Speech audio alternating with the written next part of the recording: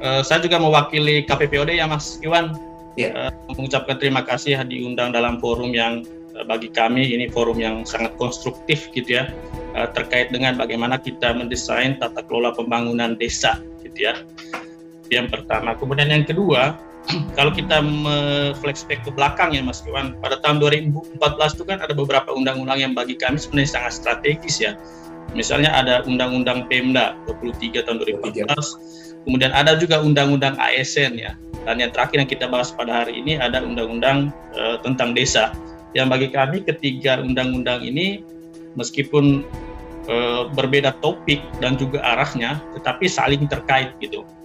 Itu yang pertama. Kemudian yang kedua terkait dengan sewindu undang-undang desa ini, kita tentu pertama-tama memberikan apresiasi ya Mas Iwan atas inisiator, para pemikir dan juga politisi dan juga stakeholders terkait yang menginisiasi terbentuknya atau terbitnya Undang-Undang Desa pada tahun 2014, karena pada titik itulah kita memulai sejarah baru terhadap peran desa dalam pembangunan Indonesia pada umumnya gitu ya. Kalau dalam periode sebelumnya, desa itu ditempatkan sebagai objek atau subordinat dalam relasi kuasa dengan pemerintahan supradesa, tapi sejak 2014 kita menempatkan dia pada posisi yang setara dengan entitas pemerintahan yang lain. Dia menjadi subjek dalam pembangunan, khususnya dalam konteks kesatuan masyarakat hukum pada level desa gitu ya. Jadi ini bagi kita ini sesuatu yang sangat patut kita sebut sebagai sebuah prasasti yang harus kita kenang sepanjang masa pada tahun 2014 ini. Nah, bagaimana perjalanannya selama 8 tahun terakhir? Kalau kita melihat prinsip dasar undang-undang ini adalah prinsip pengakuan dan juga subsidiaritas terhadap kesatuan masyarakat, apakah itu desa administrasi atau desa adat gitu ya. Namun kalau kita melihat dalam perjalanan 8 tahun ini gitu ya, seperti yang disampaikan oleh Pak Sudewo tadi gitu ya, tampaknya ada problem struktural yang menurut kami menjadi aral yang merintangi capaian terkait dengan pengakuan dan subsidiaritas terhadap entitas masyarakat hukum di desa ini, Mas Iwan. Kalau Pak Iwan tadi bicara Undang-Undang 39 tahun 2008, kami melihat ada satu titik kecil di Undang-Undang Desa itu sendiri yang bisa menghalangi itu, yang terkait misalnya kalau kita bicara pengakuan terhadap bagaimana hak politik, ekonomi, sosial masyarakat desa terhadap perencanaan pembangunannya. Namun di Undang-Undang Desa itu kalau kita melihat seluruh perencanaan dan juga pengadministrasian terkait dengan keuangan masyarakat desa itu harus selaras dengan visi misi atau kerangka perencanaan pemerintah supradesa, dalam hal ini kabupaten gitu ya. Jadi kalau kita menyusun perdes dan segala macamnya itu harus selaras dengan apa yang menjadi visi misi atau RPJMD atau RKP dari pemerintah kabupaten. Ini yang bagi kami juga menghalangi bagaimana otonomi desa itu bisa kita tempatkan pada tempat yang sebenarnya gitu. Sehingga ke depan kalau kita bicara ke arah ke depan, apakah dimungkinkan, di sini ada Pak Sudewo dan juga para stakeholders yang lain, kata perencanaan yang disesuaikan dengan visi misi perencanaan kabupaten kota, perencanaan kabupaten ini apakah perlu kita pikirkan kembali gitu untuk meletakkan desa pada fondasi otonomi yang sangat kuat gitu ya.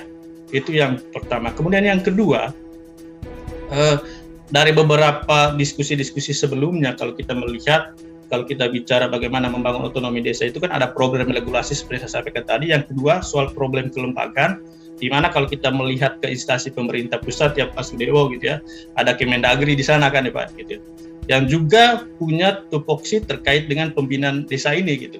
Sehingga kami lihat ini memang patut diterima atau masuk akal gitu. Kalau kita melihat Undang-Undang Pemda kan ada urusan wajib yang terkait dengan pemberdayaan masyarakat dan desa. Di dalamnya itu ada beberapa sub-urusan, misalnya soal penataan desa, soal kerjasama antara desa, kemudian soal pemberdayaan masyarakat desa dan administrasi desa, yang bagi kami ini memang amanat undang-undang yang membuat pemerintah supradesa, baik itu provinsi maupun kabupaten, gitu ya, itu punya tanggung jawab dan merasa punya wewenang untuk mengatur dan mengarahkan pembangunan di desa ini, gitu. Nah, ini yang tadi saya sampaikan dengan Undang-Undang 23 ini, apakah nanti ke depan kita perlu memikirkan kembali agar apa yang kita harapkan terkait dengan pengakuan dan juga subsidiaritas atas kesatuan atau entitas hukum terkait dengan desa itu perlu kita pikirkan kembali gitu. Kemudian yang ketiga, Pak Kades Iwan. Kita kan punya indeks desa membangun ya. Indeks desa membangun itu kan punya 3 pilar utama, misalnya soal ketahanan sosial, ketahanan ekonomi, dan juga ketahanan lingkungan gitu. Bagi kami ini sebenarnya menjadi indeks ini menjadi arena saling belajar antara 70-an ribu desa itu, gitu ya.